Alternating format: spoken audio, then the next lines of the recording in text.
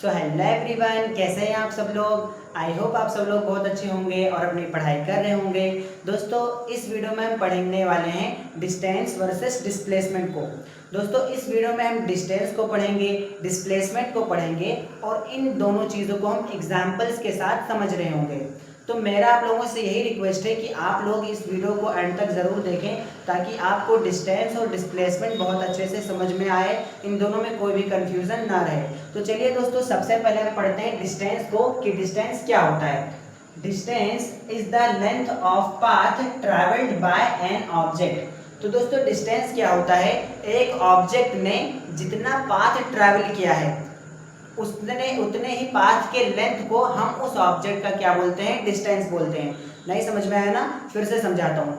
एक ऑब्जेक्ट ने जितना पाथ ट्रैवल किया है, पाथ मतलब रास्ता, तो एक ऑब्जेक्ट ने जितना रास्ता ट्रैवल किया है उतने ही पाथ के लेंथ को हम उस ऑब्जेक्ट का क्या बोलते हैं? डिस्टेंस बोलते हैं। एग्जाम्पल से समझेंगे तो आपको बहुत अच्छे से समझ में आएगा दोस्तों। जैसे मान लीजिए एक लड़का है रोहन नाम का, तो रोहन का घर यहाँ पर है और रोहन का स्कूल यहाँ पर है। तो अगर रोहन को अपने घर से अपने स्कूल के लिए जाना होता है तो वो इस रास्ते को, इस पाथ को फॉलो करता है। तो अगर रोहन अपने घर से लेकर के अपने स्कूल तक गया, अपने घर से वो अपने स्कूल तक गया, तो उसने कौन सा पाथ फॉलो किया? उसने ये पाथ फॉलो किया।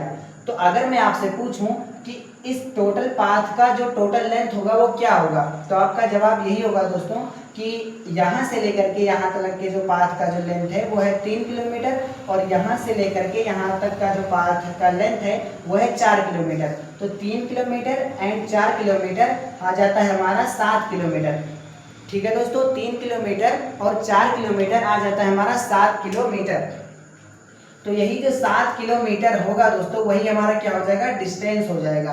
हमने क्या पढ़ा कि जो ऑब्जेक्ट के द्वारा जो पाथ ट्रैवल किया जाता है, यहाँ पर ऑब्जेक्ट कौन है? रोहन है। तो रोहन के द्वारा जो पाथ ट्रैवल किया गया उसी पाथ के टोटल लेंथ को हम क्या बोलते हैं? डिस्टेंस बोलते हैं। तो ये जो 7 किलोमीटर आएगा वही हो जाएगा रोहन का डिस्टेंस जो रोहन ने ट्रैवल किया है। ठीक है दोस्तों, तो ये रहा डिस्टेंस। आई होप आप लोगों को समझ में आया होगा।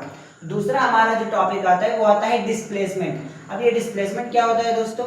Displacement is the shortest distance from initial point two the final point of an object. तो दोस्तों, डिस्प्लेसमेंट क्या होता है? एक ऑब्जेक्ट के इनिशियल पॉइंट और फाइनल पॉइंट के बीच की शॉर्टेस्ट डिस्टेंस को हम उस ऑब्जेक्ट का क्या बोलते हैं? डिस्प्लेसमेंट बोलते हैं। मतलब एक ऑब्जेक्ट है, उसकी जो इनिशियल पॉइंट है और उसकी जो फाइनल पॉइंट है, उन दोनों पॉइंट के बीच का जो शॉर्टेस्ट डिस्टेंस है उसी को हम क्या बोलेंगे? उस ऑब्जेक्ट का डिस्प्लेसमेंट बोलेंगे। तो दोस्तों, इसको भी हम यही एग्जाम्पल से समझ सकते हैं कि यहाँ पर अगर हम देखें तो रोहन का स्टार्टिंग पॉइंट या इनिशियल पॉइंट क्या होगा? मतलब रोहन ने चलना कहाँ से शुरू किया था? अपने होम से चलना शुरू किया था। तो इसका ये क्या हो गया? स्टार्टिंग पॉइंट हो गया या इनिशियल पॉइंट हो गया। और रोहन गया कहाँ तक? अपने स्कूल तक गया। तो ये क्या हो गया? रोहन का फाइनल पॉइंट हो गया।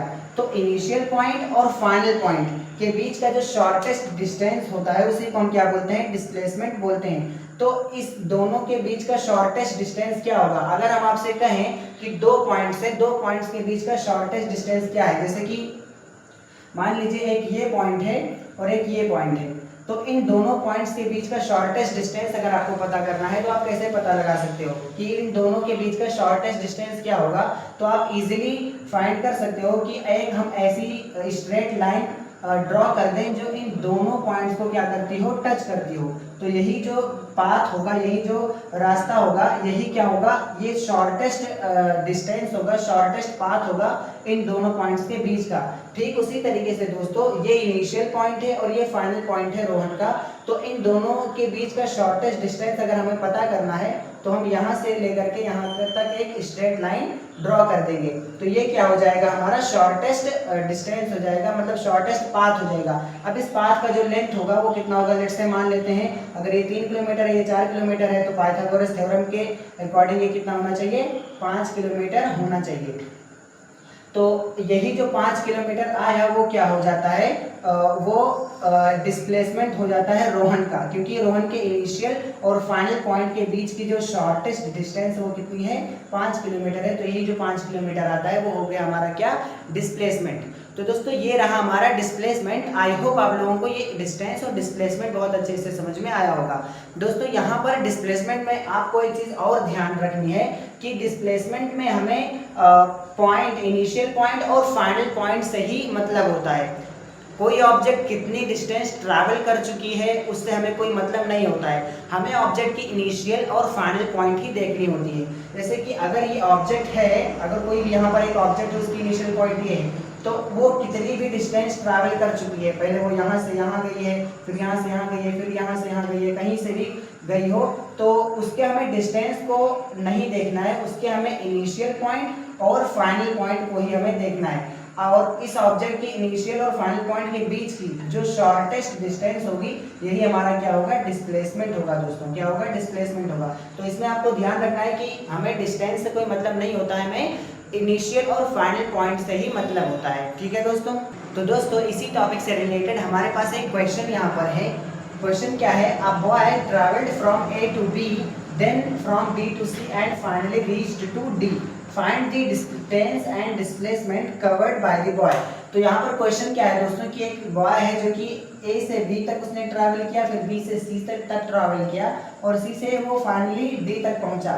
तो यहाँ पर आपका ये क्वेश्चन है कि उसने कितना डिस्टेंस ट्रैवल किया और उसके द्वारा कितना डिस्प्लेसमेंट ट्रैवल किया गया। अगर यहाँ पर जो ए से बी की जो डिस्टेंस दी गई है वो 6 मीटर है, बी से सी की जो डिस्टेंस दी गई है वो 4 मीटर है, सी से डी की जो डिस्टेंस दी गई है वो 6 मीटर है और ए से डी की जो डिस्टेंस दी गई है वो 4 मीटर है। तो इस क्वेश्चन को आपको क्या करना है, सॉल्व करना है और जो भी आंसर आपके आएंगे वो आप हमें कमेंट में बता सकते हो। तो दोस्तों ये रहा हमारा एक छोटा सा टॉपिक डिस्टेंस और डिस्प्लेसमेंट का। आई होप ये दोनों आपको बहुत अच्छे से समझ में आया होगा।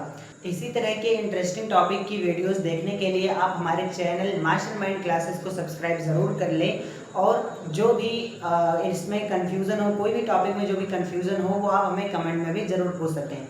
तो दोस्तों बस आज के लिए बस इतना ही। इस वीडियो में हमने यही सीखा। मिलते हैं इसी तरीके के नेक्स्ट एजुकेशनल वीडियो में।